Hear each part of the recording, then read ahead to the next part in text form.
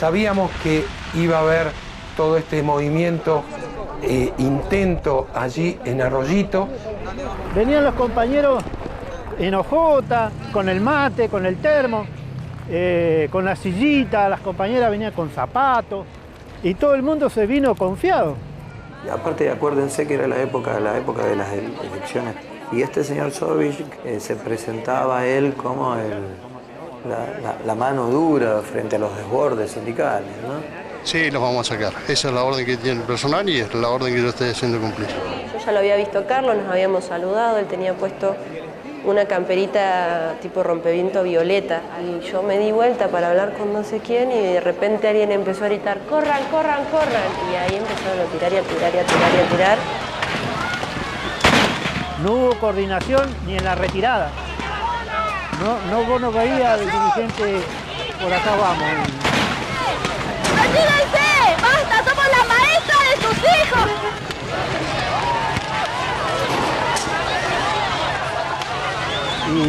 Y Carlos era uno de los compañeros que quedó lo último, rescatando compañeros que se caían, subiendo compañeros que no podían subir en las camionetas, y así nos llevaron hasta el lugar donde cae Carlos. Y por supuesto, toda esa trayectoria que son casi 3 kilómetros, 4, gases.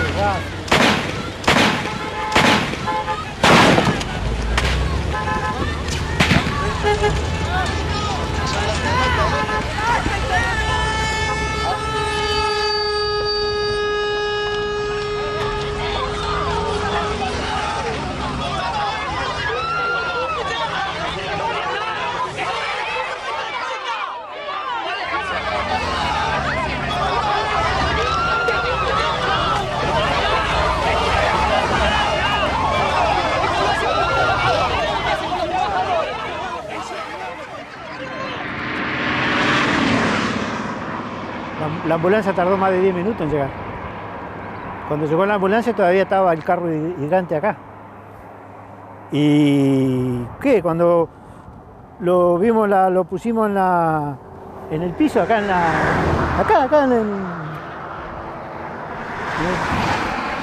la banquina, pegaba unos saltos el cuerpo. Y todo sangre, la cabeza todo sangre, todo así, toda la cara toda para adelante tenía. Era impresionante, yo no lo conocí.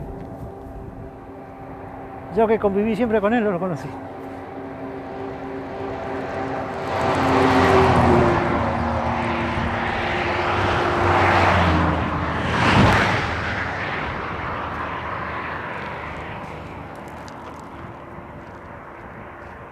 Hijo de puta.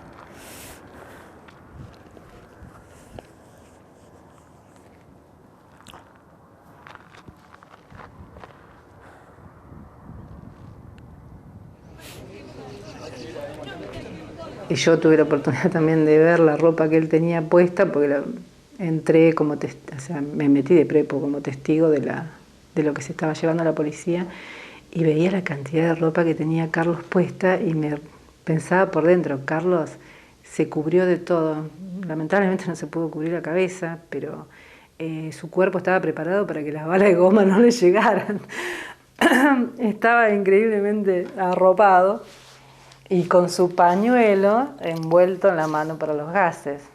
Bueno, me quedé el jueves a la tarde y el viernes a la tarde volví a ir al hospital para ver cómo seguía y bueno, cuando llegué me encontré con la noticia lamentable que había fallecido nuestro compañero.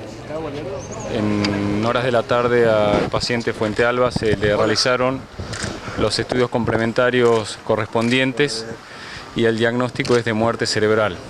Hasta que con el permiso de Sandra, porque Sandra el otro día me dice, salí a hablar vos, pero habla de Carlos como compañero. Ella siempre cuidó que no se haga un uso político de él. Esto de decir, militaba en determinada agrupación, de Aten o algo, enseguida como salir a limpiar todo esto. Entonces lo agarro al CIDE, le digo al CIDE tenés que ir a hablar, agarré a los conocidos, a los más amigos, ¿no? Le digo al CIDE tenés que venir a hablar, lo agarré un brazo y me dice, no, pero ¿qué voy a decir? No sé, le digo, la gente tiene que saber quién era Carlos, estaba lleno de docentes, pero claro, era un docente, nadie sabía, yo sabía quién era Carlos, ¿entendés? Y Eddie me dice, Elio, ¿vos sabés quién es Carlos? Y yo le dije, no, ¿de dónde crees que sepa? Y me dice, vos lo conociste a Carlos. ¿Te acordás en el MAS, en el PST, en la UOCRA? Sí, como no me voy a acordar. Bueno, Carlos era el que te salía a recibir o el que nos decía, espera un poco, vamos a ver si está Alcides, si estaba yo, esto. Y ahí es donde por primera vez volví a tratar de recomponer la cara de un pibito, porque en ese momento yo creo, y me dijeron que tenía 19, 20 años, y algo ahí entendí quién era Carlitos.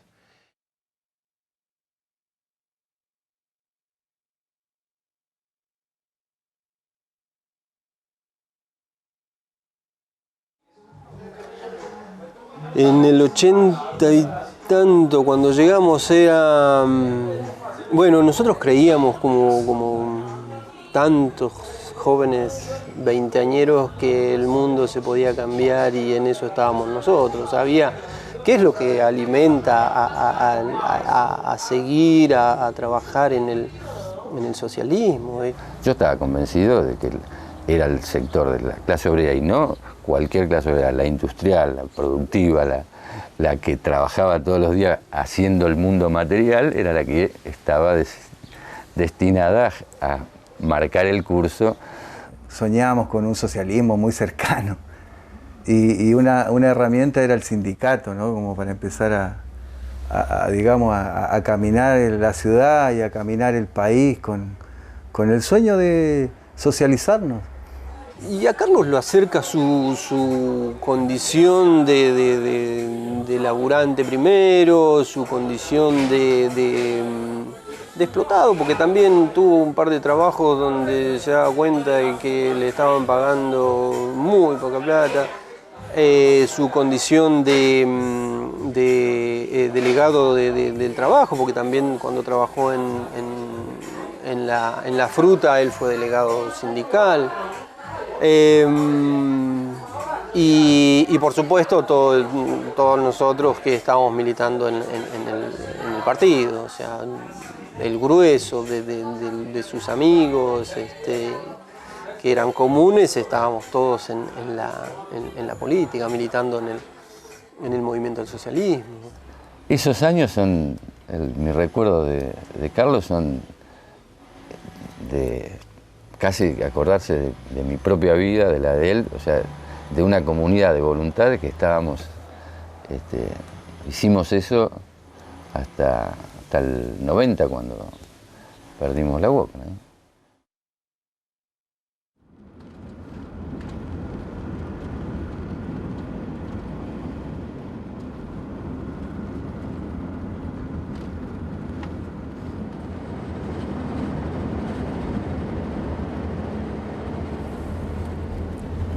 Este era el acceso a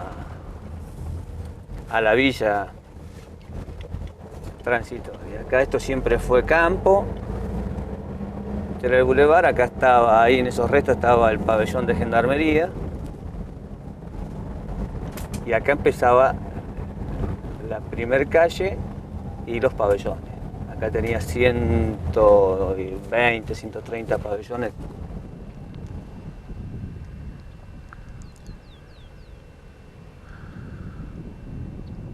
Así que bueno, y como verás, todo era subterráneo acá, cloacas, luz, gas, agua, todo, y no quedó nada.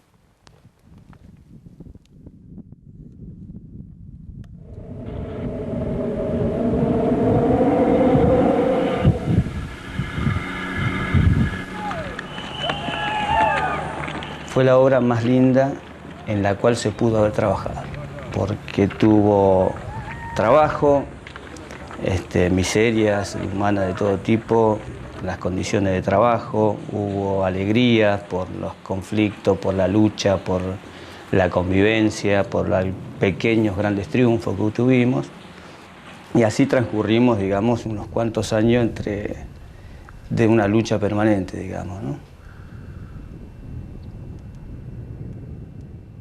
Esas asambleas de Piedra Gallega fueron, digamos, la verdad que es una pena que se haya perdido documentalmente todo eso, porque en realidad fueron inaugurales en un montón de cosas. A esas asambleas venían todos los partidos políticos a dar su solidaridad, pero también daban su opinión, o sea, pero todos, pero absolutamente todos. Venía el intendente de Piedra Siquería, por supuesto venía la iglesia, venía el cura del pueblo, todos hablaban en la asamblea nuestra, ¿eh?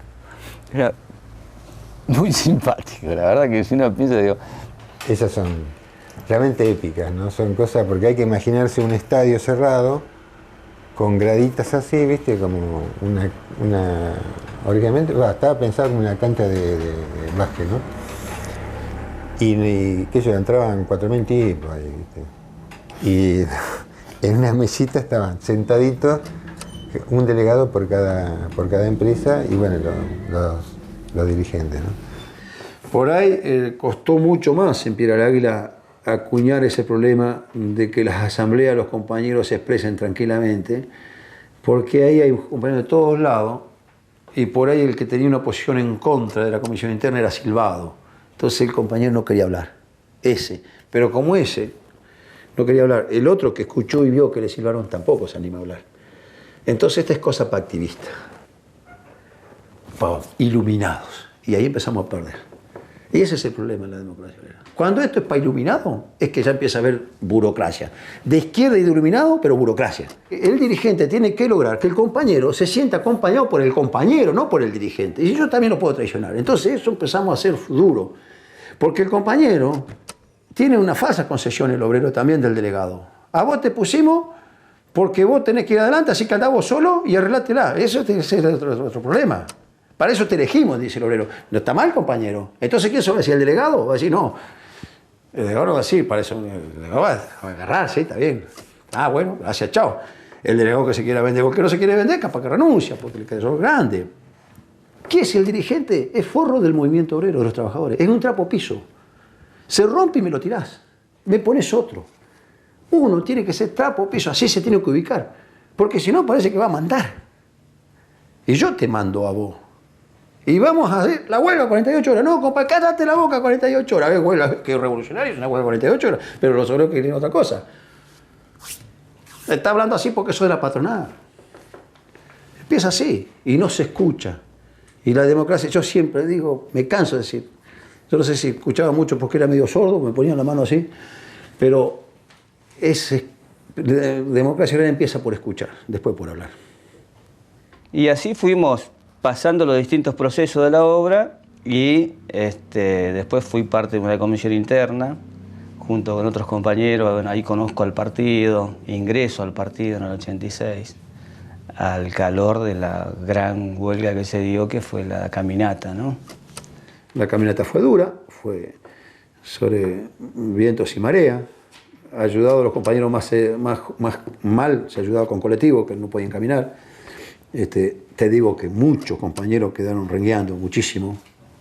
Mira, yo lo viví justamente como algo muy importante, porque nosotros éramos la vanguardia en la acción, digamos. Cortábamos la calle, los que veníamos al frente de la marcha, los que parábamos los colectivos, subíamos con las alcancías, bajábamos, estábamos... Parábamos a todos los colectivos y entrábamos a pedir una colaboración, entonces después los dejamos pasar. Hoy los diarios titularían chantajean, coimean, cobran peaje, pondría, pero esa época como no había peaje tampoco, no se podía pensar que cobrábamos peaje.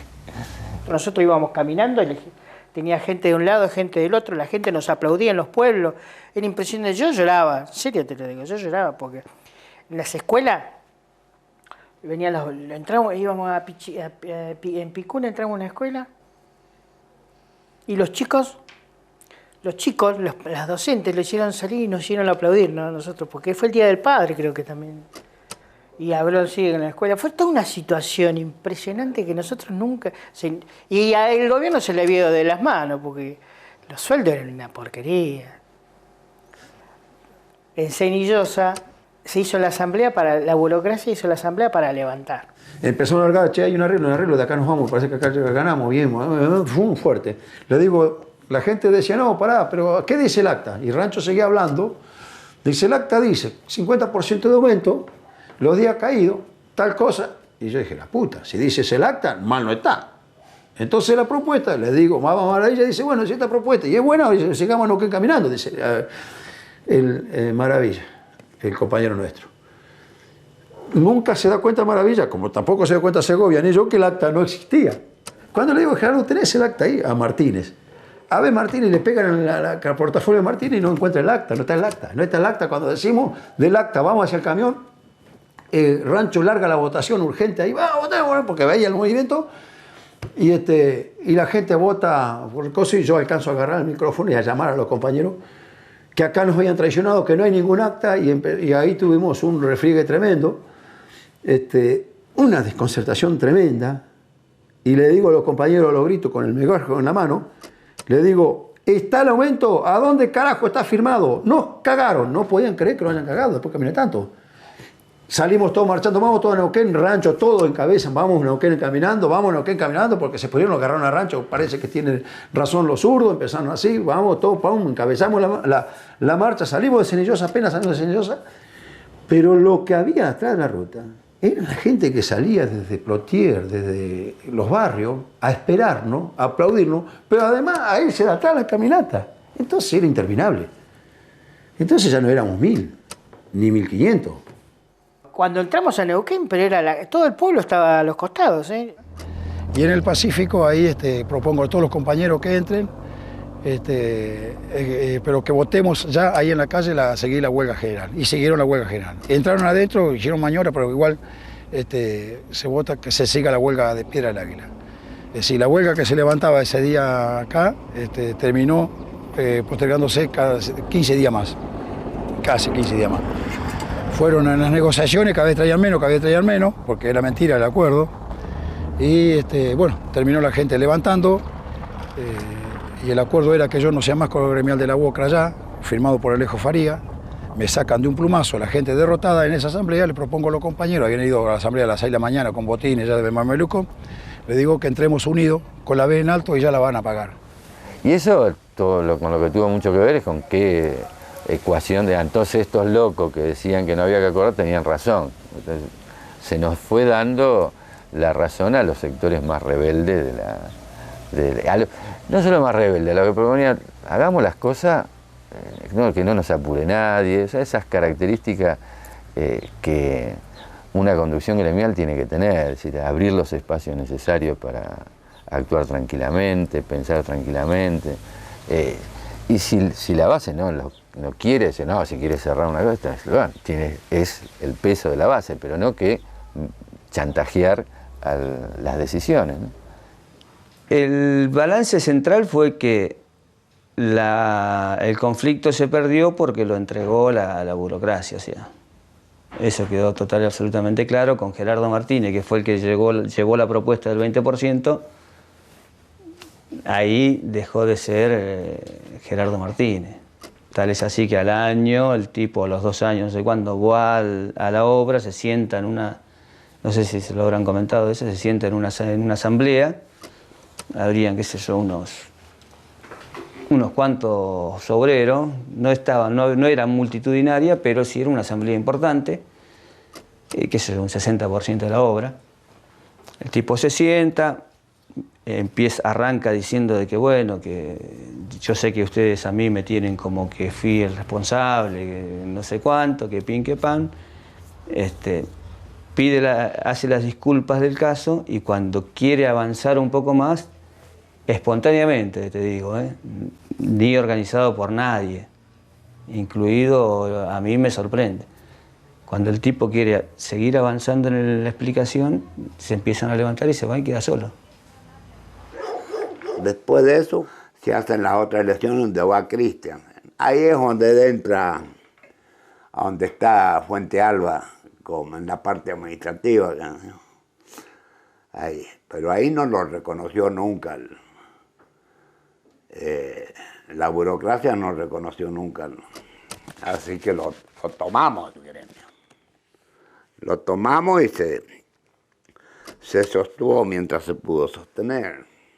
O sea, no fue un invento del partido. El partido lo que hizo fue darse cuenta que había una corriente individual, algunos están organizados, pero más de la mitad de los que componían la lista no eran nada, o sea, no estaban organizados, eran tipos individuales, eran tipos muy piolas que venían de luchar, andás a ver, en su país o en su provincia. Sí, o encontraron que de casualidad que había tipos que pensaban como ellos, ¿viste? Que ellos pensaban de esa manera y pensaban que había otros que nunca se podía plasmar en un sindicato eso. Y tuvimos un acierto importante, que fue la idea colectiva de muchos compañeros de que tratar de que se vote con el recibo de sueldo. Con el recibo de sueldo. En vez de con el carnet, que se vote con el recibo. Y el carnet, si lo tenía, tampoco servía, porque no con el padrón raquítico el que tenía, que habían 600, 700 obreros. Con ese no. La única credencial para votar en estas elecciones es la mano sucia de los obreros trabajando y adentro de la obra votando. Ahí no iba a haber fraude, porque nos íbamos a denunciar uno a otro si había gente de afuera votando las obras. El Pie del Águila, que era la obra más grande, donde estaba el mayor peso, también fue naranjazo, fue naranja.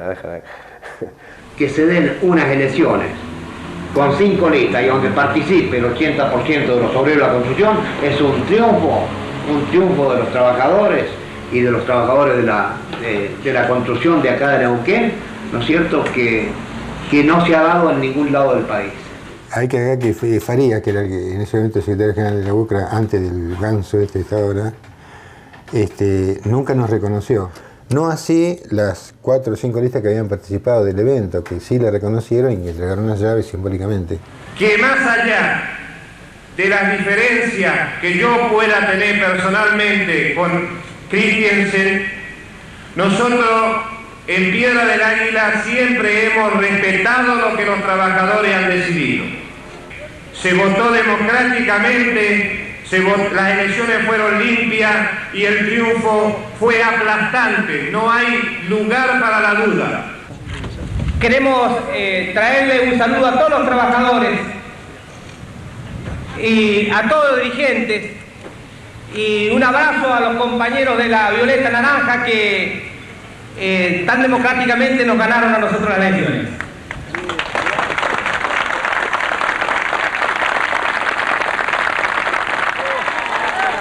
Y como este sindicato no es de Faría, no es de Celesti, tampoco es mío, es de los obreros de la construcción, los invito a todos a que ingresen a la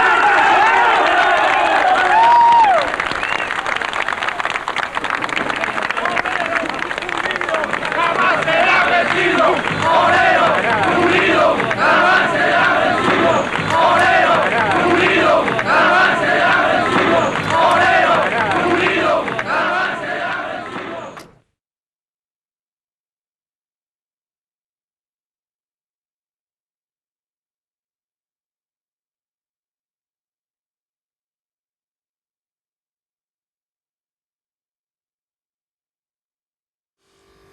Este es Héctor, Carlos, yo, Laura. Bueno, esta es una familiar de acá, cuando estábamos construyendo esto. Estas son las que yo tengo en mi habitación. Carlos está igual. Carlos está igual. Mira dónde lo tengo. A mi Carlos. Es la misma foto, nada más que la tengo en él. Es la misma. Está cortadita. Me la puso mi hija. Nosotros teníamos una relación de familia prácticamente con Carlos, entonces está en todos lados. Está en todos lados, en todos los recuerdos. Cuando entré yo creo que entramos juntos o entró él un poquito antes. Y bueno, ahí empezamos a hacer los trabajos administrativos propios de la necesidad que tenía el sindicato, pero bueno, era muy particular la tarea, ¿no? Y se presentaban, aparte de todas esas ganas que le poníamos, también estaba el problema de que todos estábamos trabajando ahí. Entonces era nuestro trabajo. Tenía que ser remunerado. Y a su vez de tener que ser remunerado, era un trabajo en el que había que cumplir horarios, en el que no se puede faltar, en el que si faltás tenés que justificar. O sea que todas esas reglas que se rigen para cuando uno está trabajando en una empresa capitalista, también regían y en un sentido tenían que ser más estrictas. Entonces, en ese grupo que teníamos, éramos todos de distintas características. Carlito era un tipo recumplidor, Héctor también, Otón también, María del Carmen más o menos. Entonces, por ahí llegaba tarde y entonces se armó unas discusiones. Pero ¿cómo que llegás tarde? No puede ser. Entonces unas discusiones de principio, política, de moral, de todas las cuestiones que por ahí vos en un laburo no las tenés, porque vos llegaste tarde, lo justificás y si viene el empleador a decirte algo. Y después era particular porque como los descuentos que se le hacían a los obreros, acá había más de 12.000, no llegaban al sindicato, porque la burocracia había cortado todos los víveres. Nosotros íbamos a las obras todas las quincenas, y ahí iba Carlos, iba Héctor, íbamos todos, salíamos todos de la UOCRA a pedir que colaboraran con nuestro sueldo. Y bueno, nos poníamos ahí a un costadito, charlábamos con ellos, ya después éramos todos conocidos, ya nos veían llegar, nos saludaban. Muy pocos eran reacios a colaborar, pero la mayoría no necesitábamos decirle por qué estábamos ahí. O sea, venían, cobraban, hacían la cola, cobraban y al costadito venían y nos daban lo que ellos querían. Y de esa forma nosotros después en partes iguales repartíamos el dinero y cobrábamos nuestro sueldo. Como ustedes ven, acá están los comprobantes donde acá no hay ningún gato encerrado como hay en UOCRA de Buenos Aires. Pueden apreciar acá las planillas firmadas por todos los compañeros donde han hecho el aporte voluntario. Lo más principal es que nosotros tenemos una libertad de expresión, por eso defendemos el gremio, porque cada obrero sabe que puede decir lo que siente. En todo momento, cuando hace asamblea, hace todo eso, uno tiene la libertad de poder expresar y dar a conocer sus ideas. Solamente es una persecución que lo están haciendo por cuanto los obreros han despertado hoy día, ¿no es cierto?, a defender lo que es nuestro, compañeros. Si nosotros no pegamos un ladrillo, la empresa no gana nada. Ni tampoco gana Cristian, ni nadie gana plata acá. Si nosotros no movemos un ladrillo. Esa es la verdad, compañeros. Yo estoy de acuerdo con lo que decía Bobby, de salir a trabajar. Entonces, ustedes, por esa parte, después van a negociar. A discutir con la empresa. A discutir con la empresa, mientras nosotros seguimos trabajando. Entonces, si discutimos y ganamos, nosotros seguimos trabajando. Claro. Si perdemos, lo vamos toda a la calle. Claro. Pero primero entramos a trabajar, ¿viste? Y después ustedes mismos se van a estar discutiendo con la empresa ahí y vamos a ver bien. En la próxima asamblea vamos a ver qué vamos a tomar, qué solución va a haber. ¿Le parece así? Quedamos en alerta y próxima asamblea es para decir si se arregló o salimos o se empeoró. Bueno. Muy bien, compañero. Bueno.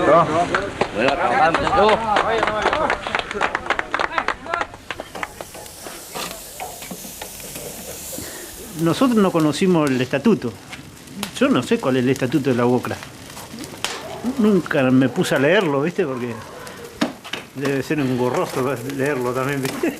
Sí, el estatuto dice que un delegado se elige hoy y a los 2 años recién hay que cambiarlo. Claro. Si la obra te dura 1 año, ¿viste? Tenés que comerte un delegado que sea traidor. Y el estatuto nuestro era, la asamblea decide. La hace todos los días, el estatuto es de todos los días. La democracia obrera. No hay ningún estatuto claro. Si todos los sindicatos se movieran con la democracia obrera, yo creo que los trabajadores estaríamos mucho mejor. Nosotros teníamos que servir primero que nada, darles comida a la gente que llegaba de afuera de otras provincias en busca de... Y de otros países. Bueno, chilenos, paraguayos, uruguayos, llegaron muchos, bolivianos, peruanos. Llegaban ahí, ¿viste? ¿Y a dónde llegaban? Al sindicato. Todos nos ayudaban, hasta los presos. Nosotros a veces, cuando teníamos concentración, incluso íbamos a manguear Morphy a la U11, a la U9, la penitenciaria que está ahí, y traíamos una cantidad de fideos, el Morphy de los presos para poder morfar. Era todo así a los hachazos. Y hacíamos olla popular y le dábamos comida a un montón de gente nosotros. Y los obreros se acostumbraban a ir a comer al sindicato, ¿te acuerdas? Iban a comer al sindicato. Eran años muy duros, para él de mucho crecimiento, pero a riesgo de mucho, de la vida incluso. Eran años en el que los sindicatos se protegían y se recuperaban a punta de pistola. Eran cuestiones muy delicadas, eran cuestiones o sea, te enfrentabas a una burocracia que estaba dispuesta absolutamente a todo. Entonces, él si bien estaba convencido de lo que estaba haciendo, no dejaba de tener miedo, no dejaba de tener temor, porque obviamente uno está esperando que en cualquier momento aparezca alguien y te recuperen el sindicato por la fuerza. En esa época nos preparábamos porque teníamos mucho ataque de la UOCRA central, que nos querían arrebatar de vuelta el sindicato, entonces teníamos que preparar a los compañeros en el tema de la seguridad. Y Carlito también participaba junto con nosotros, ¿no?, en el tema ese de cuidar el sindicato. Y una vez compitiendo entre nosotros, así a ver quién pateaba la bolsa. Teníamos una bolsa donde nos entrenábamos ahí. Y pateándola, ¿viste? Ahí que la pateamos, claro. No, estaba Víctor, era el que nos entrenaba, ¿viste? Entonces, una competencia entre los tres, entre yo y Carlito y otro compañero más. Y bueno, Carlito nos cagó a palo, porque era grandote, ¿viste? Y saltaba bien. Era bueno. Siempre me acuerdo de esa anécdota que competíamos entre nosotros para ver quién defendía mejor al sindicato. Él fue en un momento el custodio de Alcides, porque también hubo una propuesta en algunos lugares de matarlo a Alcides o de atacar contra Alcides. Entonces él fue una parte de la seguridad de Alcides, porque él era grande, tenía fuerza, entonces él lo custodiaba. No me acuerdo. Entonces, ¿por qué lo eligieron eso y por él? Pero también, sí, pero por lo mismo, aparte, porque era un tipo de total confianza, ¿viste? O sea, y la gente que tenía que tener a Alcides al lado estaba con el hermano y él.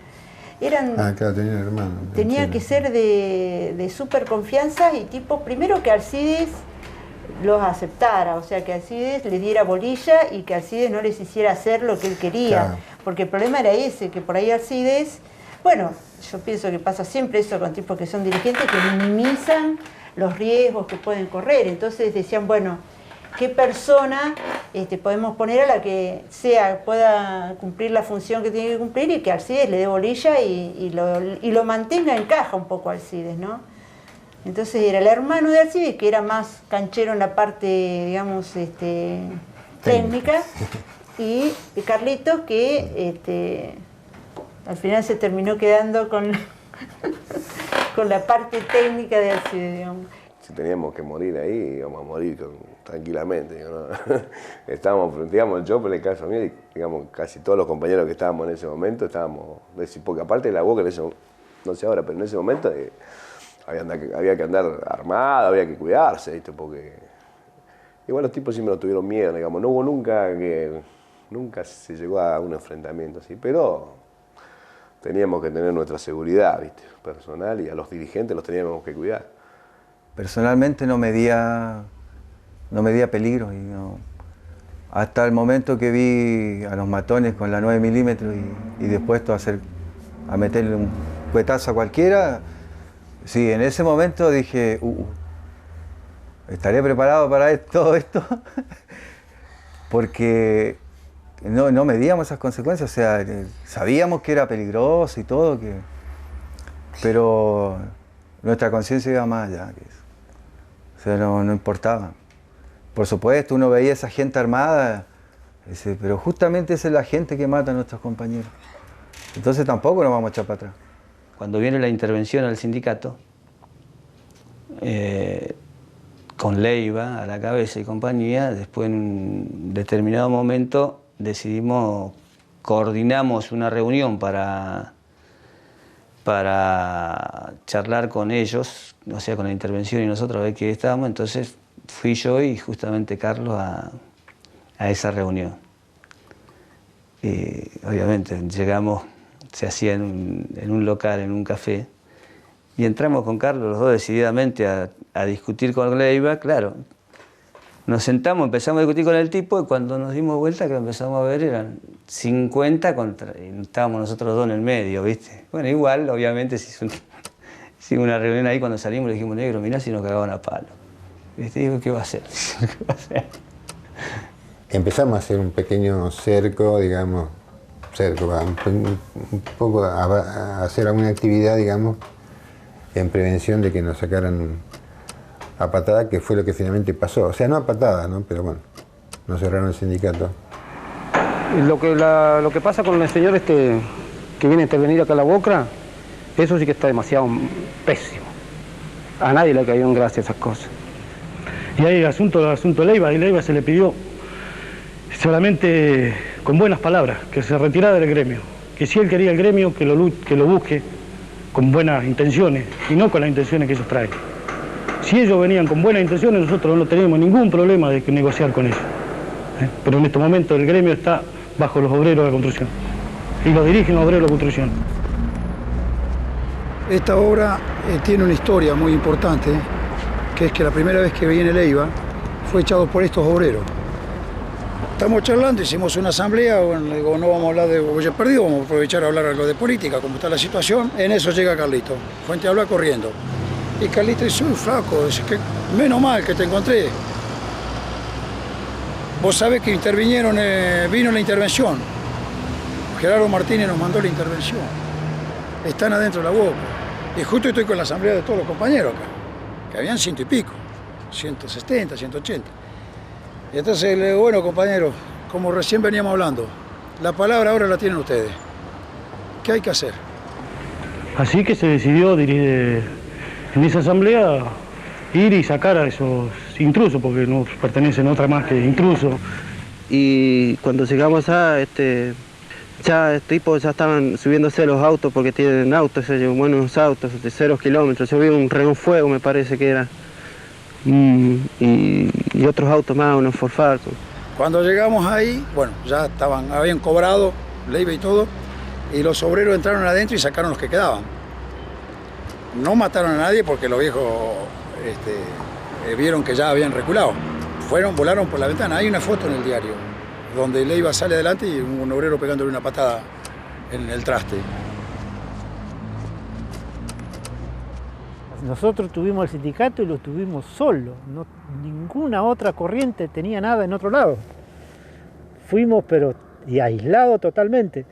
Desde la Conducción Nacional, que nunca nos mandó un mango, hasta la propia gremios hermanos, que todos dirigidos por la burocracia de la CGT, de la época de Gualdín y todo eso.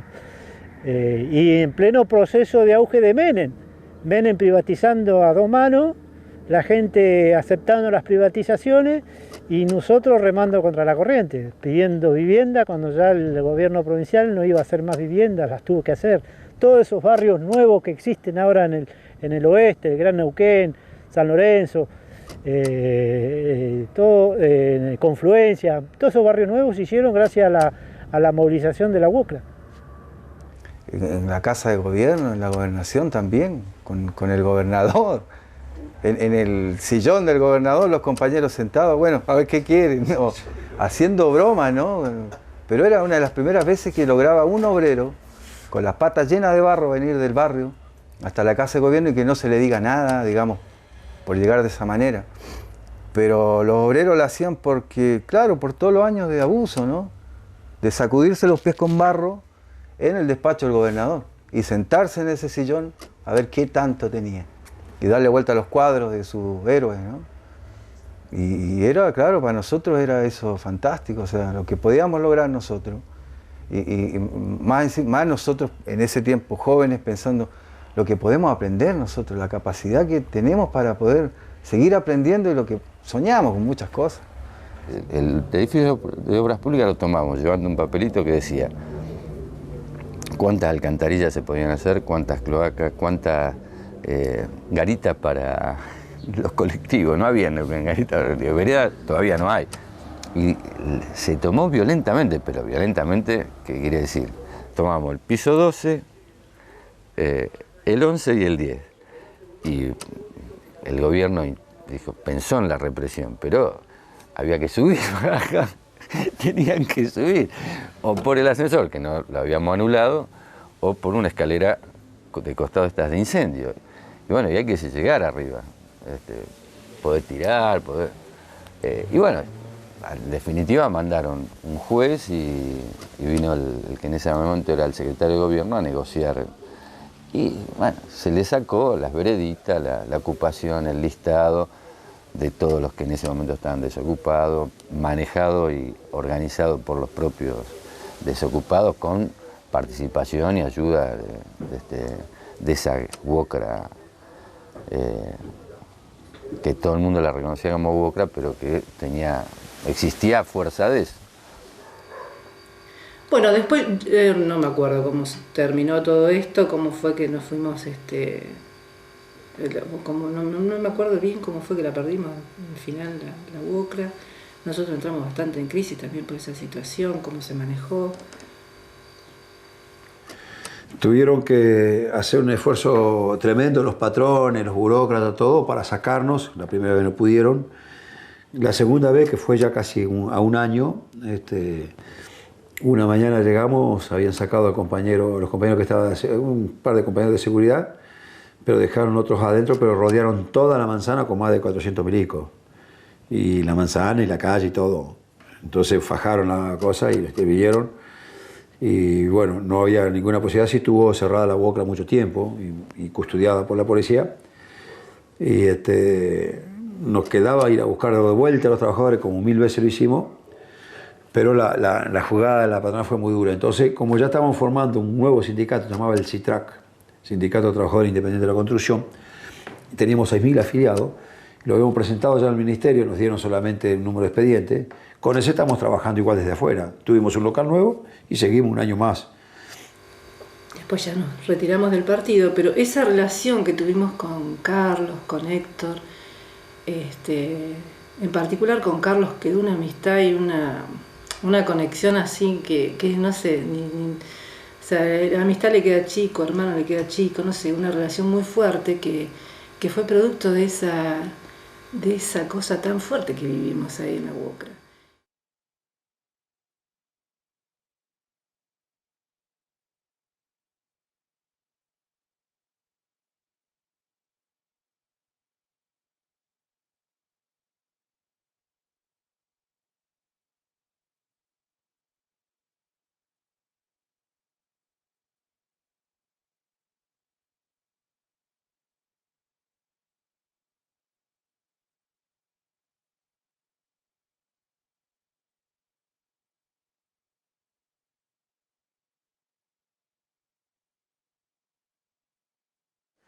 Y siempre aprendimos que el derecho es una herramienta de control social. En primer lugar, para preservar la propiedad privada como elemento central del capitalismo burgués, y en segundo lugar, el derecho penal como herramienta de control de los ciudadanos. Y esas son las peores, las cartas. Las cartas de los hijos son las más duras. Y mi viejo muere cuando yo estaba en la cárcel. Bastante bronca me agarró. Creo que él murió ignorando que si yo estaba preso muerto, porque andaba mal. Y le tapaban las noticias para que no se sienta más mal.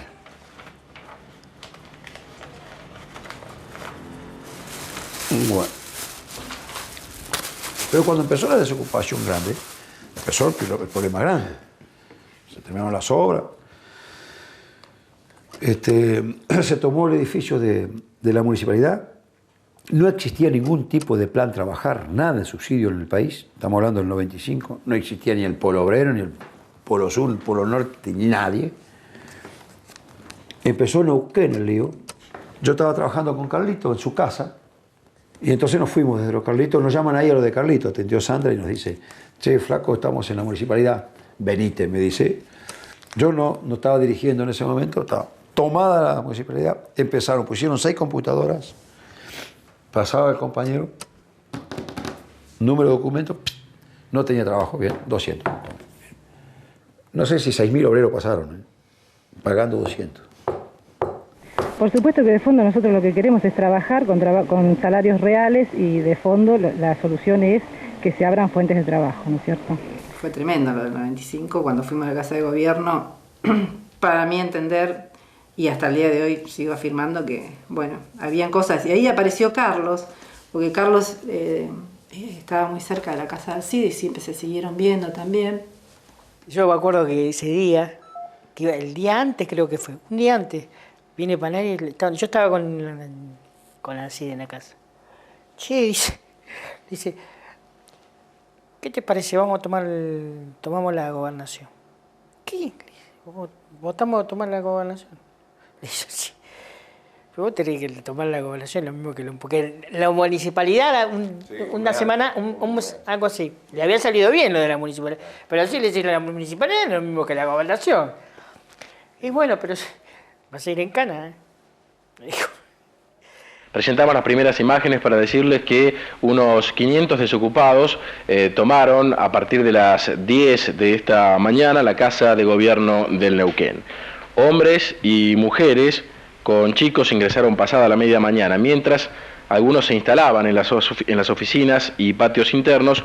Un grupo se agolpó frente a la puerta interior de la Secretaría Privada del Gobernador, sector que estaba custodiado por la policía. A las madres con sus hijos ocuparon también las oficinas para comer lo que encontraron. Finalmente se acordó que 8 representantes de la coordinadora de desocupados serían recibidos por los funcionarios para escuchar sus reclamos. Carlos sabía que yo estaba, hablábamos del tema, él estaba muy empapado en el tema, él estaba desocupado también, pero no participaba. De hecho, yo me acuerdo que una vez fui a un cumpleaños a la casa de él y él me acercó hasta el lugar, pero nunca participó. Y ese día apareció, a mí me sorprendió que Carlos apareciera y después me contaba que, bueno, había estado charlando con Alcide me había invitado. Yo a todo esto no sabía que Alcide iba a aparecer. Fue todo sorpresa lo que pasó después, ¿no? Le decimos en el petitorio de que las máquinas están paradas en la municipalidad y en la provincia, los ingenieros en las oficinas públicas que podrían dirigir las obras y los obreros estamos desocupados. Si las empresas constructoras se llevan $2 millones por construir 100 viviendas, nosotros hicimos el plan en la Subsecretaría de Trabajo que con solo poner el material para que nosotros hagamos la mano de obra, se construían 1000 viviendas con esos $2 millones. Entonces, 10 veces más cantidad de obra. La responsabilidad del gobierno de dar soluciones. Entonces, si ustedes no lo hacen, ¿qué es lo que podemos hacer los vecinos, los obreros? ¿Qué podemos hacer los trabajadores?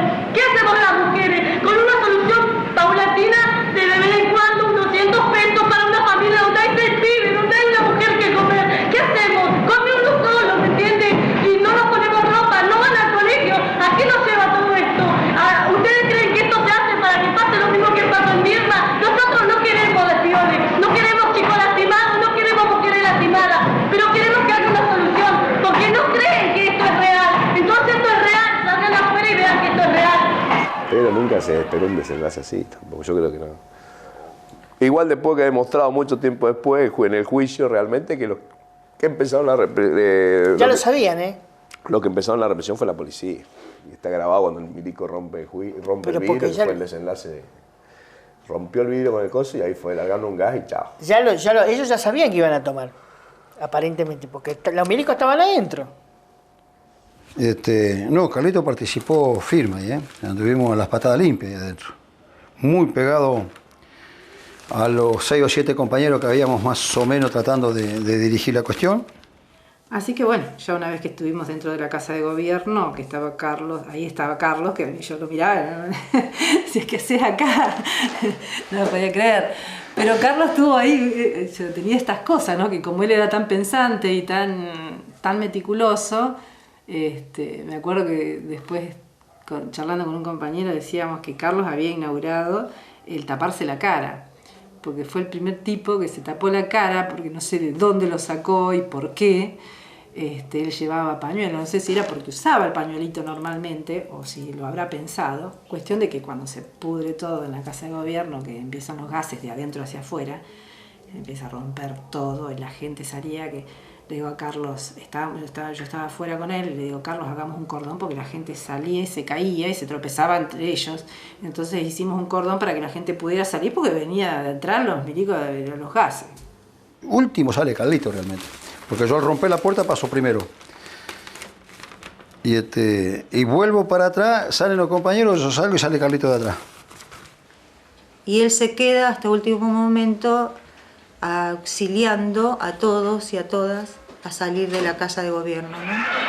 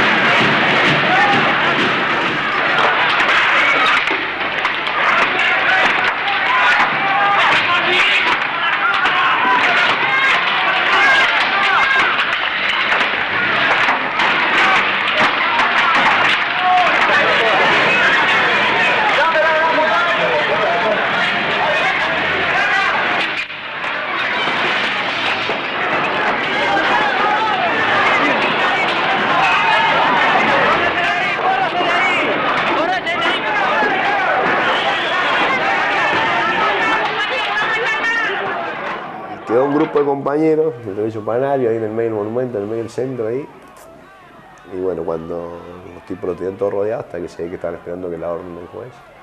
Ahí estaba el nunca bien Y ponderado. cuando Panario se quiso ir, se le fueron encima. Y se lo llevaron. ¿No estaba Tarifeño ahí? No sé, capaz que no me acuerdo. Parece que sí. No sé si él fue que mandó. Sí, porque algo sí me parece que sí. La reacción, claro, en esa época fue muy negativa. Tan fue así que a Horacio lo detuvieron casi inmediatamente, a las pocas horas. Y durante los 2-3 días subsiguientes hubo podríamos decir que hubo como una casa de brujas en los barrios, ¿no? Alcide estaba con pedido de captura y todos. Yo en ese momento era, por ejemplo, candidata a diputada nacional y Carlitos también era candidato. O sea que todos los de esa lista, por radio, nos nombraban. Bueno. Tuvimos en contra muchos sectores de la clase media y gremios acomodados, como los gremios de algunos estatales, las directivas principalmente. Repugnancia de ver los volantes que sacaron, por ejemplo, de Aten Capital, Aten Provincial, solicitada que firmaron en el diario, está escrito, conducciones combativas, mandándolo a frente que nosotros rompimos la casa de gobierno como que la casa era de ellos. Primero una mentira atroz, se llevaron por la versión de Sovich. Este es un problema que hoy no fue atacada la Casa de Gobierno. Hoy fueron atacadas las instituciones de la democracia. Hoy fueron atacados los hombres, los representantes de la democracia. Hoy fue mucho más que un ataque a una instalación física de la Casa de Gobierno. Y todos tenemos que tomar conciencia de lo que hoy pasó. Los inadaptados de turno hoy pretendieron voltear un gobierno que no tiene problema. Sovich dijo de que se había intentado hacer un golpe de Estado en Neuquén, los desocupados. Y después Panario estuvo, si no me equivoco, cerca de 17 meses en Cana y Alcides estuvo entre 9 a 10 meses. No cumplió un año, pero ahí sí varias veces pudimos cubrir eso, incluso cubrimos el juicio, ¿no? Lo recuerdo para Página con Miguel Bonazo. Fue la primera vez en la Argentina que se utilizó esta figura de la coacción agravada para reprimir conflictos sociales, ¿no? Pensar que un dirigente sindical, porque conduce un grupo de personas, puede llegar a cometer un delito que merezca una pena de prisión no inferior a 5 años, era prácticamente un absurdo. Después se tuvo que dar vuelta la mano, porque después yo me presento, pues yo estuve prófugo. Cuando vi que la mano venía dura, hice fuerza para presentarme y ahí cambió un poco la mano. Cerraron fila estos mismos gremios, se dieron cuenta de alguna cosa y ya el peso venía a favor nuestro y a luchar por nuestra libertad. Más allá que a mí me ofrecían indulto, yo no quería el indulto si no estaban afuera todos los compañeros, principalmente Panario. Este es el fiscal que dijo, si alguna vez sentí hambre fue porque llegué tarde a comer a la casa. Y bueno. Y en verdad, parece una verdad de perogrullo recordar que ninguna sociedad civilizada como la nuestra, sustentada en un Estado de Derecho y basada en una organización democrática, puede tener cabida el encarcelamiento provisorio o no de quienes se limitan a peticionar a sus legítimos gobernantes para que den urgente solución a sus acuciantes problemas de hambre o de falta de trabajo. La famosa ley 2128, que fue la famosa de la lucha que dimos junto con la coordinadora, fue la primera ley de subsidio en Argentina. La primera. Y nosotros nos adjudicaron todo. Cuando estábamos presos, ocurrió lo que ocurrió en el Cutralcó, donde Gendarmería atacó y tuvo que retroceder. Bueno, después viene lo que viene.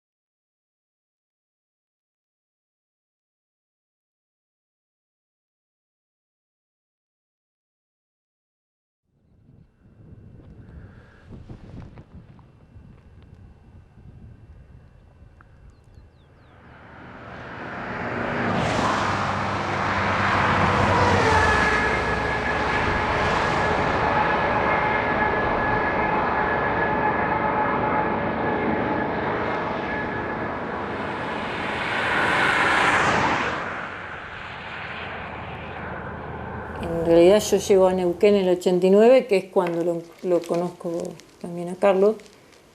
Vengo por la militancia, es decir, yo era militante del MAS, en ese momento estaba en Buenos Aires, pero también vengo en relación por mi relación personal con el Flaco, que estaba en ese momento en Piedra del Águila. En el partido en ese momento éramos como dos grandes equipos de docentes y de compañeros de la construcción, que justamente por ser esos dos grandes equipos de jóvenes militantes, nos cruzamos parejas. Es decir, somos éramos en ese momento, un montón de compañeros docentes con compañeros parejas militantes de la construcción. Justo en esa época se da que él se encuentra con Sandra en la vida, y bueno, de esas cosas que vos decís, bueno, mira qué linda pareja que hacen, que te alegra. Así. Sandra viniendo de otra historia, ¿no? Viniendo de Buenos Aires, siendo docente, es decir. Lo conocí a Carlitos como compañero del partido, luego cuando nos entregan las casas en este barrio, que también fue gracias a la militancia en la UOCRA, que tenemos casas acá, tanto Carlitos, Alcides, yo, es que fuimos, además de compañeros del partido, vecinos y por la relación tan cercana de amigos, ¿no? Yo me lo vuelvo a encontrar porque yo estaba trabajando en una estación de servicios, un poco lo que les contaba hace un rato, y Carlos venía a comprar vales de combustible para... Él trabajaba en un supermercado y necesitaban los vales de combustible para los choferes, para los camiones que... Y trabajaba en ese supermercado muchas horas, era también así. Entonces yo me acuerdo que le decía, tenés que estudiar para docente, porque por la edad que tenía y porque decir, bueno, ¿qué cosa podés hacer? ¿De qué podés trabajar? ¿Qué oficio podés tener? Estaba para mucho más, Carlos, en el sentido de eso, que tenía facilidad para explicar, uno lo había visto que yo en la UOCRA, cuando a los viejos de la UOCRA les explicaba cosas que nos cuesta entenderlo los que somos docentes, cómo se conforma el sueldo, ¿viste? Cosas así, vos con una actitud muy pedagógica, podemos decir, de explicarle cosas que a veces que son recontra necesarias, que la patronal siempre se las oculta, ¿viste? Que con eso los joden, entonces... Él después reorganizó su vida y un poco el lineamiento de su compañera era que estudie para ser maestro, y él estudió magisterio, se recibió, hizo una fiesta sorpresa Sandra y bueno, nos juntamos todos los amigos, que fue histórico también, donde nos juntamos todos para festejar la obtención del título de Carlos. Pero en el 2005, hacia el final del 2005, en noviembre, yo tomo cargo en una escuela de acá del barrio San Lorenzo, que es nocturna en el 70, y el primer día de clase estoy buscando cuál era el aula, ¿viste? Esas cosas. Lo veo a Carlos dando clase. Yo como entendía que había estudiado para maestro de primaria, digo, pero nuevo, que son, claro, pero está dando clases, estudió para maestro de primaria, pero está dando clase con el título de técnico, ¿no? Estaba dando física, matemática en la escuela media. Y ahí, así que ahí reiniciamos otro encuentro, digamos. Cuando empieza a dar clases, fue a los barrios pobres, porque podría haber venido tranquilamente, él era técnico, él podía venir a cualquiera del secundario acá, del centro, de los sectores acomodados, y él no eligió eso, él siempre eligió estar con los suyos, con los que se sentía representado.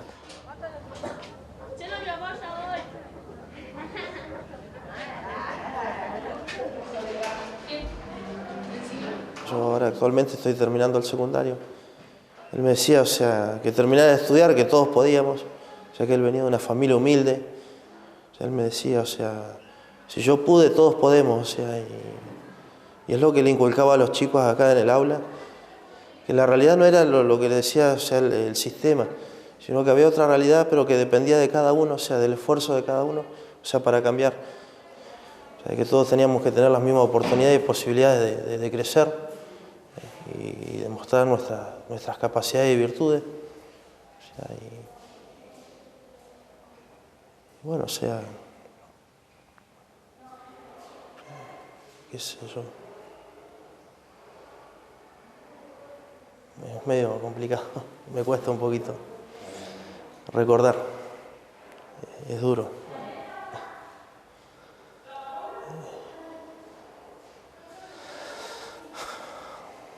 Él siempre decía que cuando un profesor pone muchos aplazos, el problema está en el profesor. Él no tenía un gran índice de aplazados, yo sí tenía y sigo teniendo. O sea, la materia que yo doy, que dábamos nosotros, es una materia de mucha dificultad para los alumnos, que es matemática y física. Él daba matemática, física y química. Daba clase de apoyo a los alumnos. A veces los ayudaba económicamente. Era muy dedicado, bastante más que muchos profesores, bastante más que yo. Cuando nos conocimos pegamos una onda bárbara y nosotros sí discutíamos política en la cocina siempre. Tocaba el timbre y nos íbamos a tomar unos mates y estábamos todo el tiempo. Dale que va ahí, que la dictadura del proletariado sí, que la dictadura del proletariado no, que sigue siendo dictadura, que no. Pero eso era lo maravilloso de Carlos. Carlos, aparte de que era una persona absolutamente querible, Carlos no imponía. Él charlaba con vos, te discutía, te gozaba, te hacía algún chiste o algo, pero era una persona que tendía a unir las partes, no a agredir ni a intentar separar, ni esta es mi postura y se acabó y si te gusta bien, no. Por ahí se tomaba una medida más o menos tibia, por ejemplo, no sé, acampar frente a la gobernación y suficiente. Y él quería no solo acampar, sino hacer un sitio, no dejar ni que entre ni salga nadie. Y yo me acuerdo una vez que en el mismo 2007 que un preceptor pidió que viniéramos a hacer guardias a la escuela, que él dijo, golpeando la mesa incluso, porque la discusión era, bueno, todos tenemos derecho a hacer paro, bueno, entonces ya está, hagamos todo paro y listo. No, pero tenemos que hacer guardia porque los chicos se están viniendo a inscribir. No, que se inscriban después, que sí, que no. Y bueno, y en un momento como que estaban molestándolo mucho y me acuerdo que golpeó la mesa, ¿te acordás? No, yo no estaba en esa. Bueno, ¿no estaba en esa? Golpeó la mesa, bueno, a ver, no sé cómo fue lo que dijo, así gritando, yo estoy de paro y de paro no voy a venir a hacer ninguna guardia. Y entonces acá no quieren hacer paro, no hacemos paro. Queremos hacer paro, hacemos paro. La escuela que la atienda el que no quiere hacer paro. O sea, fue como, bueno, decidite, ¿qué querés? ¿Querés hacer paro? Hacé la medida completa. El docente, que es tímido como era Carlos, desanimaba a hablar. Carlos hablaba en los distritos. Hablaba así, porque era como una reunión grande así. Y en la asamblea no era hablar, porque en la asamblea, ¿viste? Generalmente hablan el representante de alguna agrupación. muy raro el que hable algún docente común y corriente. Y después en la militancia, Carlitos no hablaba en las asambleas docentes, pero era muy de analizar las asambleas, ¿no? De los discursos de cada uno de los que participaban. Un tiempito antes, 15 días antes habrán sido, estaba en la casa de Lili, como Carlos vivía en la esquina,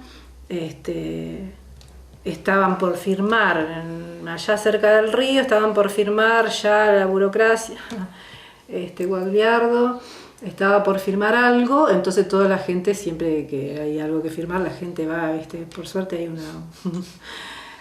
un grupo importante que siempre controla, y nos fuimos con Carlos y Sandra en el auto, yo siempre acompañando, porque yo no soy docente, y nos fuimos hasta allá, bueno, ahí nos separamos, ellos estaban con sus grupos, escuchando qué decían, y cuando sale Guagliardo diciendo que había firmado porque estaba todo bien, había una famosa grilla que yo, como no soy docente, no la conozco, que estaba bastante cuestionada, y él la miraba desde un lugar y los docentes discutían de otro, pero como era tan tarde, ya se había hecho de noche, estaban todos cansados, nos vinimos.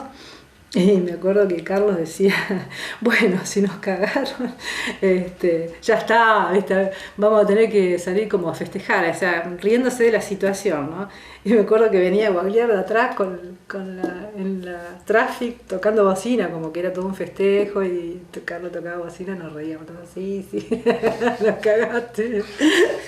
Pero qué bueno que filmaba, o sea, muchos no se deben haber ganado esa noche, porque si no se hubiera terminado.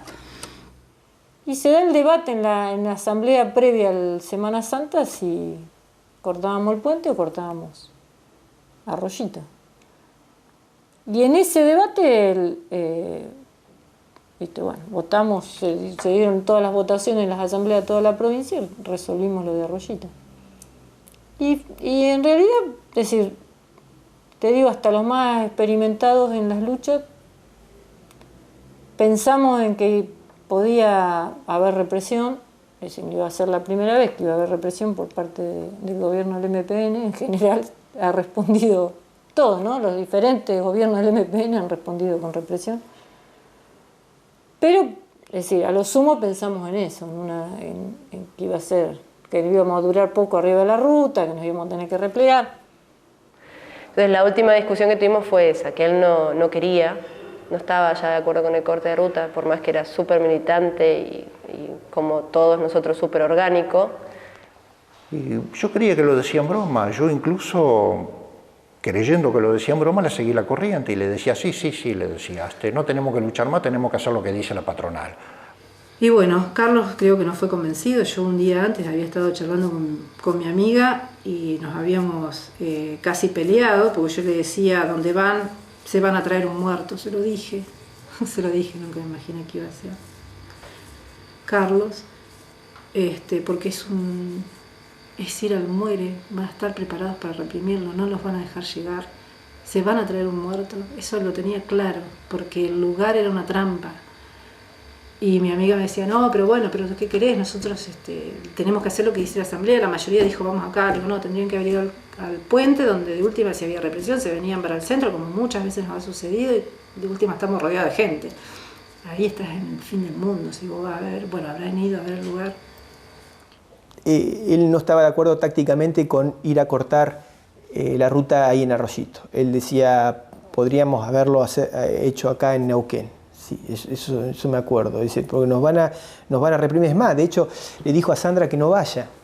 Dijo, dejá cuidar a las nenas vos, que voy yo a Arroyito a cortar la ruta. Y ellos querían provocar un hecho político. Y él no estaba convencido para nada. Dice, voy por un problema de disciplina sindical. Le digo, mira, la disciplina sindical hay que ver cómo es. Si se explicó correctamente todo y hubo democracia obrera en la discusión, verdadera democracia, podemos decir eso. Pero si vos tenías otra posición y te ganaron a botazo, como decimos nosotros, porque tiene prestigio, hasta podés decir esto no va.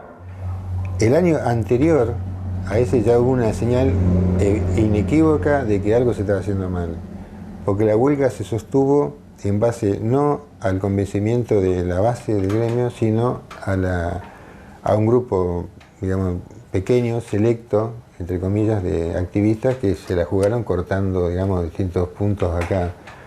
Entonces, la evaluación, el día a día de la huelga, no era tomado en cuenta como lo básico, ¿viste? Porque la huelga es eso, es que la mayoría decide tomar una acción, ¿viste? Es una huelga que lleva 50% y 50%. La mitad están laburando. Pero ¿qué está pasando? Y entonces uno tendría que reconsiderar, bueno, vayamos a hablar con esa otra mitad a ver qué está pasando. No, más acelerador, más gasoil, más fuego, más corte. Y la izquierda en su conjunto estaba a favor de ir. A favor. Y era muy difícil hablar en contra de eso, ¿eh? Porque te tildaba que esto era un cagón. Nada que ver con la democracia obrera. No, ahí no podés opinar distinto, ¿viste? A mí me desilusionó mucho Aten. Me dan ganas de agarrarlos y matarlo a todos, ¿viste? Porque son tan burócratas como lo de la pesada, ¿viste? Yo por lo menos tenía certeza de que nos iban a... certeza, casi seguridad de que nos iban a reprimir. No como lo hicieron, por supuesto que no, porque fue increíble, pero lo estaban pidiendo, sobre todo los de turismo y los de comercio, estaban pidiendo que esa ruta no se cortara porque venía Semana Santa y había muchas reservas. Entonces teníamos la amenaza latente y fuimos sabiendo. Y me acuerdo que en el auto decíamos, bueno, ya sabemos cómo termina esto, vamos, nos tiran 4 gases, venimos, nos instalamos en la casa de gobierno y así termina la huelga, ¿no? Riendo, ¿no? Porque muchas veces las conducciones, cuando se les iba de la mano una huelga, terminaban en una acción requete ultra para que te repriman, así se pudre todo. Y entonces jodíamos con Carlito eso, ¿no? Si va a Gendarmería, le digo yo, tomen mate porque el gobierno no se va a querer ensuciar. Y más le va a querer cargar la responsabilidad a Sobi. Entonces no va a usar la Gendarmería. Si está ahí, va a decir, muchachos, ya, bueno, incluso le van a pasar a Topadora, a alguna calle alternativa para que se vayan por ahí los turistas. Pero si va a la Huespo, Sobi quiere tener un precedente de un fascista duro. Y va a querer golpear fuerte, y va a golpear fuerte. Yo lo viví en carne propia, Sobi. Le tomamos la casa de gobierno, lo hicimos saltar por la ventana y me comí 1 año de prisión. Sabía que era una trampa, era tan evidente. Y Carlos también lo sabía. Esa parte te la tendría que contar Sandra. Cómo fue la charla que tuvieron cuando él se fue a las 6 de la mañana, cuando él se preparó la noche anterior, cómo charlaron. Y cómo él decidió, a pesar de que no estaba de acuerdo, decidió ir por sus compañeros. Por una cuestión por cómo era él, ¿no? Por esto de poner el cuerpo. Hasta el final. A mí me tocó pasar a buscar a la chica con la camioneta. La Sandra dice, flaco, tráela vos, no sé cómo le vas a hablar. Estaba herido para toda la sociedad. Y la piba no se la tragó. La piba, Camila, la más grande, que cumplió 15 años, dice, ¿a dónde está papá? Está internado. Y yo no la miraba. ¿Y por qué no me mirás? Y venía con la señora de Héctor, que es muy amigo, venía del otro lado. Y que era maestra, y la otra se larga a llorar. Y la miró, entonces se dio cuenta que podía estar muerto. Cuando llegan allá, sí le explica la Santa que está herido y todo, y pasa un poco blando. Pero después, chao. No era Carlos tampoco, estaba totalmente desfigurado, o sea, su cara no era de Carlos. Y nosotros le hablábamos, le decíamos, Carlos, vení de la pelea de la ruta, seguí peleando por tu vida. Tratábamos, como en las películas, ¿no? Uno trataba de hacer eso, de hablarle para que no se dejara vencer por la muerte. Pero bueno, ya no escuchaba a Carlos. Estaba muerto y todo el mundo sabía, la burocracia se hacía la pelotuda, porque hasta ahí la burocracia tenía le estaban dando. Después acomodó un poco los tantos porque se puso al frente, pero le estaban dando porque, como responsable, parte de la responsabilidad. Ese mismo día se fueron todos los compañeros a la casa de gobierno. Y a Sovich lo sacaron vestido de militar, de policía, con gases lacrimógenos. Justamente, qué curioso, ¿no? 10 años en el medio, el mismo gobernador uno ante desocupados y otro ante maestros, pero siempre ante conflictos, uno saliendo por la ventana de atrás sobre la calle Belgrano y otro saliendo disfrazado de policía para que no lo vean, porque los maestros estaban realmente en ese momento enfurecidos y con una gran fuerza. Más de 2000 maestros rodearon toda la casa de gobierno y él tuvo que salir así.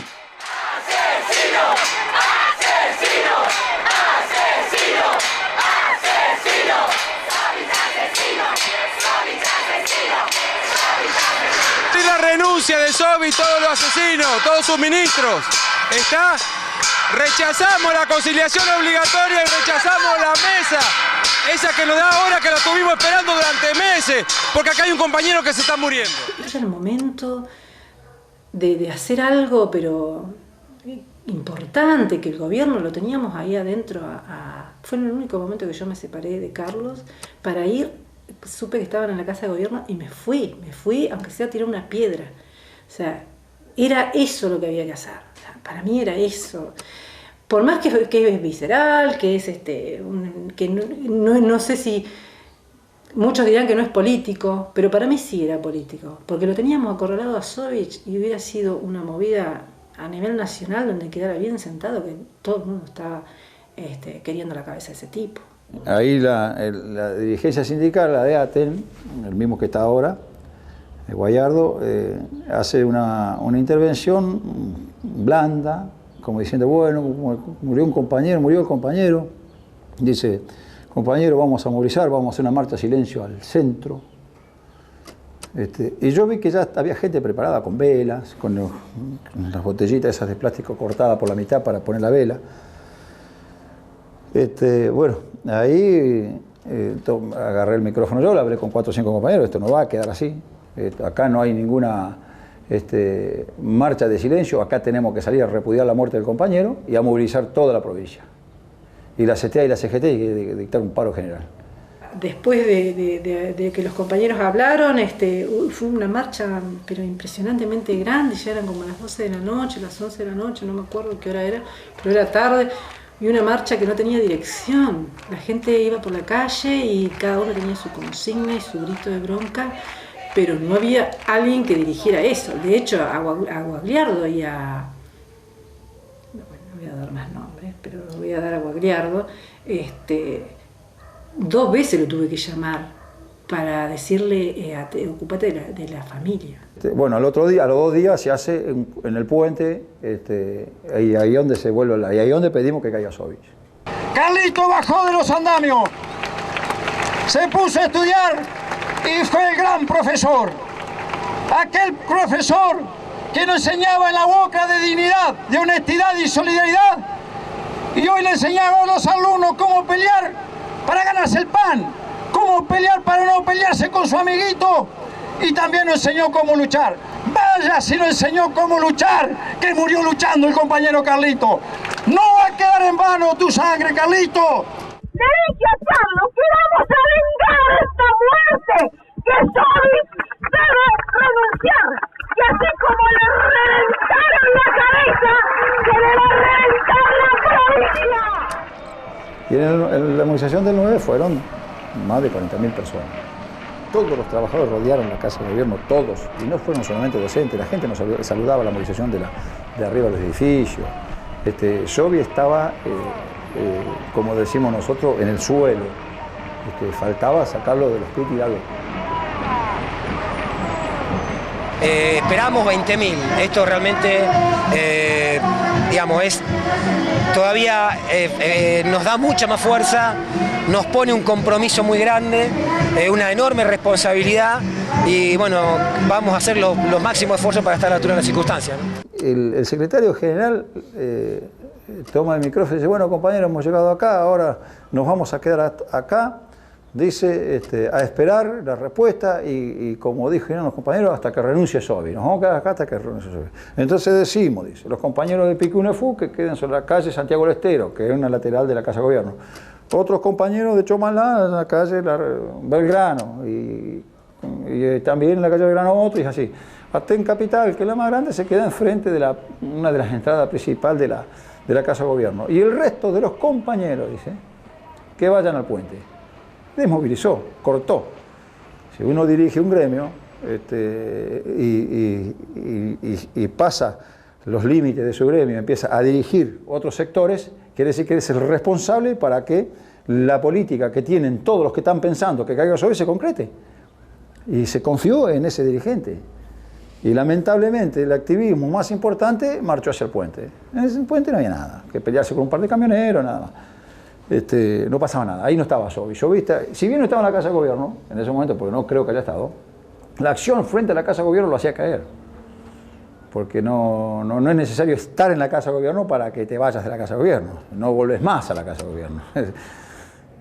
Pero con toda la ciudad, todo el pueblo a favor, ellos argumentaron de que era una mochila muy pesada para tantas cosas.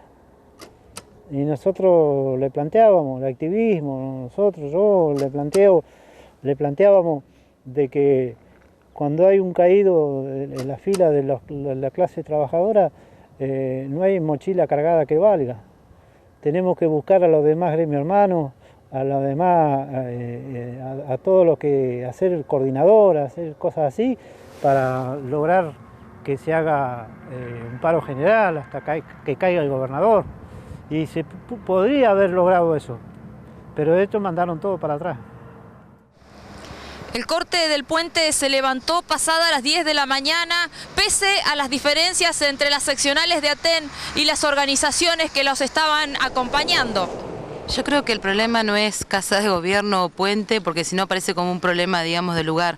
Lo que yo quisiera expresar es el llamado a todos los trabajadores a responder con contundencia el hecho, digamos, de que acá han asesinado a un compañero y que no es un compañero docente, sino que es trabajador. Y en ese sentido, que nosotros tenemos que tener muy en claro acá hacia dónde va el conflicto, y que acá no solamente el problema de cuánta plata nos van a dar, sino que si nos van a dar esa plata por sobre la muerte del compañero, por sobre la sangre del compañero.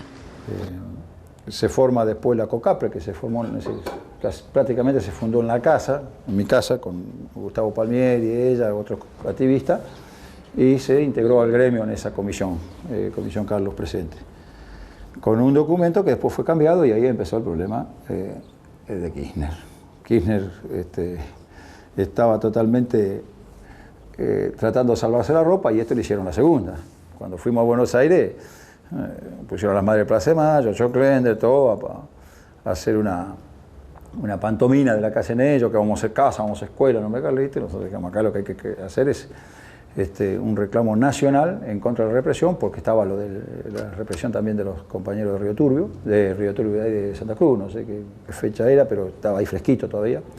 No sé qué pasó, o sea, había voluntad, habían ganas de pelear, pero no hubo...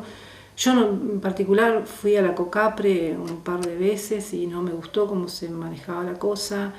Yo ya tenía la experiencia del 2003 y me parecía que podía aportar, pero no era lo que se quería hacer. Entonces me fui desinflando, fui sintiendo que no podía hacer nada, o sea, que yo no aportaba nada, y cuando yo no aporto nada me corro, o sea, yo no ocupo lugares que no pueda servir para algo, aunque sea de carne de cañón, pero servir para algo. Y bueno, me fui quedando, o sea, fui a las marchas, entonces me golpeó más lo sentimental, lo subjetivo, ¿no? Al no poder volcar todo ese dolor en cómo reivindicarlo a Carlos y defender, pedir el juicio y castigo a los culpables. Me fue pinchando y de hecho no hice más nada, incluso creo que hasta un par de marchas que no fui. A ese punto llegué. ¿Esperan la convocatoria formal con el decreto firmado donde ven que efectivamente están los cambios? Nosotros entendemos que esa es una salida al conflicto, pero que lo resolveremos en las asambleas. Por ahora estamos trabajando para que Jorge Sovich renuncie. O sea, esas son por ahí las cosas que yo no comparto con el gremio, y las medidas que toman y la medida de la resolución del paro. Por ejemplo, cuando falleció Carlos, estábamos todos, o sea, están todas las escuelas cerradas, como se sabía en todos lados, esperando a ver qué pasaba, más allá del aumento salarial, a ver qué pasaba con la cabeza del gobernador en ese momento, y un día para el otro saca una solicitada en el diario, Aten convoca urgente al gobierno para mesa de negociación. Yo voté por la aceptación de la propuesta. Lo que pasa es que, bueno, que hay tendencias que buscan asimilar, si no es exactamente todo lo que uno pide, entonces hay que rechazarlo. Entonces uno dice, bueno, a ver cómo hemos ido avanzando. Nosotros tuvimos un avance muy importante en el sentido que nosotros veníamos de estar cobrando mucho salario negro y en el 2006, si bien habíamos conseguido una victoria de salario, no habíamos logrado sacar el dinero negro. Y en el 2007 se obtiene mejor salario y además se saca todos los conceptos que nos pagaban en negro.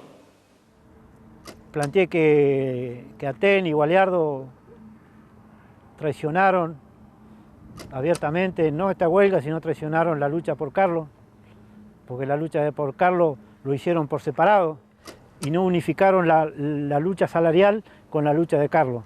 Esa fue la estrategia de la burocracia más vil que vi en mi trayectoria. Prefirieron aceptar la migaja salarial que le dio el gobierno y firmar eso y dejar libre a Sovich. Por ejemplo, no podíamos firmar, yo en la asamblea de cuando muere Carlos le planteo de que acá no se puede firmar el que firma es una traición. Bajo ningún punto de vista podemos firmar un acuerdo salarial con el gobierno que asesinó a Carlos. Tenemos que dar la pelea para que ese gobierno salga. Bueno, ahí empezaron las diferencias, empezaron a entender, por ejemplo, de que ellos querían justificar por qué no cayó Sovich. Yo directamente a los medios, a todos lados, y públicamente dije, Sovich no cayó por decisión de Aten. Creo que es un gremio que no está a la altura de las reivindicaciones obreras como tales.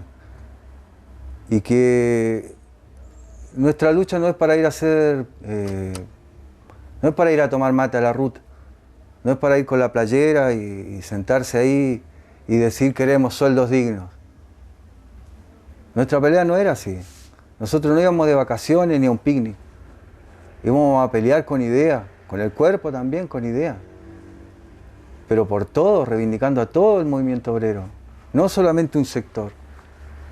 Y yo sí respeto mucho lo de Carlos, que haya ido porque su compañera era docente, porque él era docente y porque hay compañeros que vale la pena dentro de ese sector, pero creo que fue gratis. En nuestro accionar creo que fue entregar un compañero valioso por nada. De repente pedir o exigir o plantear que, bueno, que se haga ese tipo de balance, de repente por ahí no suena muy amistoso, digamos, ni muy conducente, ¿no? Yo, de hecho, las veces que charlé con Sandra ni se me pasó por la cabeza planteé esa cuestión. Bueno, la responsabilidad obviamente está perfecto que sea reclamar al gobierno, bueno, son unos asesinos hijos de puta. Pero del lado nuestro, hasta donde yo escuché o medio participé en la COCAPRE y demás, no escuché un balance así, a calzón quitado. Así, bueno, viejo, hasta acá llegamos, pasaron varios años, bueno, ¿qué pasó? Pasó lo que pasó y quedamos, patinamos ahí y después lo que vino es acciones directas por el juicio y castigo a Poblete. Por supuesto, Poblete está preso. Creo que si no se seguía movilizando no caía preso tampoco. Yo digo, ya estaba preso, pero si nos callamos la boca lo voy a largar, por supuesto, ¿no? Pero el interés era meter preso a los otros. Que empezaron y no quedaron ni imputados. El problema fue cuando generamos la segunda investigación. Porque ahí me parece que no hay gobierno dentro de este sistema burgués que esté dispuesto a aceptar que una represión en la que estuvo a cargo de la policía de una provincia o de la policía de la Ciudad de Buenos Aires, del gobierno autónomo de la Ciudad de Buenos Aires, que termina con muertes, me parece que no hay ningún político dentro de este sistema liberal burgués que esté dispuesto a aceptar que alguna responsabilidad le puede corresponder, sea por acción, sea por omisión. Ahí, desde el punto de vista de los apoyos políticos, no continuaron. Es más, hasta tuvimos diferencias con algunos organismos de derechos humanos vinculados al kirchnerismo. Lamentablemente después, con toda esta, que la necesidad que tuvo ella misma de solucionar el problema de que vaya preso este, vaya preso el otro, se prendió con esta gente que le dieron salida, le dieron medio, le dieron posibilidad de resortes institucionales, y bueno, nunca le dijeron que los jueces siempre lo ponen los patrones, los otros, y no le entendió bien, y bueno, está en una soledad en relación a lo que pensaba Carlito, porque si ella se pone delante del espejo y dice esto es lo que pensaba Carlito, no, ni lo pensaba. Y después de la muerte de Carlos, y por esto que me fui por las ramas, te estaba diciendo que lo que se hizo después me hizo pensar que la muerte de Carlos no sirvió para nada, ninguna muerte sirve para la causa, pero ni siquiera, o sea, no sirvió ni siquiera para decir cómo hay que luchar, ¿entendés? O sea, yo sentí eso, yo sentí que Carlos, su vida era muy valiosa para quedar en lo que quedó. Entonces, yo tengo esa sensación de que quedó en el recuerdo de mucha gente, en muchos lugares, pero es un recuerdo. No es el que Sovich asesinó a un docente que se llamaba Carlos Fuentealba, que estaba ahí porque era de fierro, porque acompañó a sus compañeros a pesar de que no estaba convencido de que el lugar era el ideal, y él puso su cuerpo para proteger a sus compañeras, y lo que se hizo a posteriori, yo sentí que no vale una muerte.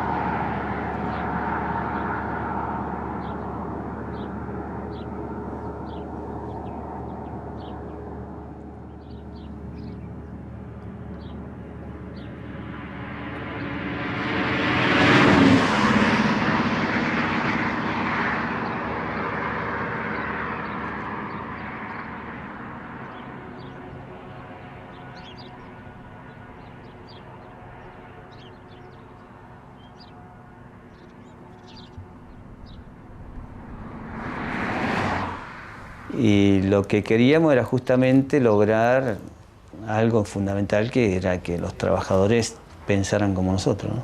Como había empezado a pensar yo, digamos. Y bueno, ese era lo apasionante, ¿no? Y el hecho de militar y de organizar y explicarle cómo el sistema te caga, etcétera, etcétera. Eso era lo que yo en ese momento veía como más importante, lo que me movilizaba a estar las 24 horas del día en actividad. Él siempre, mirá, parece mentira, pero él siempre estuvo impactado por lo de la UOCRA, siempre fue su luz, digamos, de la UOCRA. Solo que, incluso cuando nosotros charlábamos con él en las asambleas, decía, no, y la asamblea está nada que ver, mirá si hubiéramos estado en la UOCRA, decíamos nosotros. Mira, lo último que recuerdo de Carlitos, el que estaba leyendo el SOF, que hinchaba con eso, ¿no? Socialismo o barbarie. Y estaba orgulloso de que le encantaba, ¿no? Le gustaba muchísimo, y estaba orgulloso de que se lo había ofrecido a compañeros que habían quedado en el MST, en el MAS, o sea, a compañeros que habían quedado enemistados políticamente luego de la ruptura del partido. Y estaba orgullosísimo de eso. Me decía, no sabés, Lili, lo hice saludar a fulanito de tal con el otro, que no se saludaban más desde que se rompió el partido por el SOP. Me decía, ¿no? Yo nunca pude leerlo al SOP, pero Carlito lo propagandizaba mucho. Le gustaba mucho la política internacional. Y soñaba con la reconstrucción del partido. O sea, soñaba con tenerlos a todos juntos otra vez. Yo creo que porque se militó tanto en la época de la UOCRA que... En ese momento, él estaba en la lucha. Yo ya me había jubilado. Estoy jubilado. Pero él estaba luchando. Eso él también lo hace grandioso. Porque yo en un par de oportunidades lo encontré Y él se estaba acercando de nuevo, estaba con Alcide, se estaban juntando. ¿Viste? Me decía, che, no, pero hay que hacer, ¿viste? Optimista, ¿viste? Todavía. Yo re pesimista y él todavía viendo las posibilidades, que da las contradicciones de la clase y todo lo demás. Y él me decía, sí, no, yo lo escuchaba, bueno. Yo creo que Carlitos sentía con pasión la militancia en la UOCRA. Y creo que esa pasión de los compañeros que militaron en la UOCRA la siguen teniendo hasta hoy. Por eso los compañeros que pasaron por eso te hablan no con nostalgia, sino con haber vivido con pasión y con convencimiento lo que se hacía. Y entonces Carlitos, que se veía, por ejemplo, en los últimos años en el terrible respeto que Carlitos le tenía al CIDES, ¿no es cierto?, que era como su padrino, su dirigente máximo, ¿no? Pero respeto como persona. Bueno, eso. Yo creo que Carlitos era joven, se exponía a todo eso, pero se brindaba con pasión y con la pasión que te da, que estás convencidísimo de que eso es lo único que hay que hacer.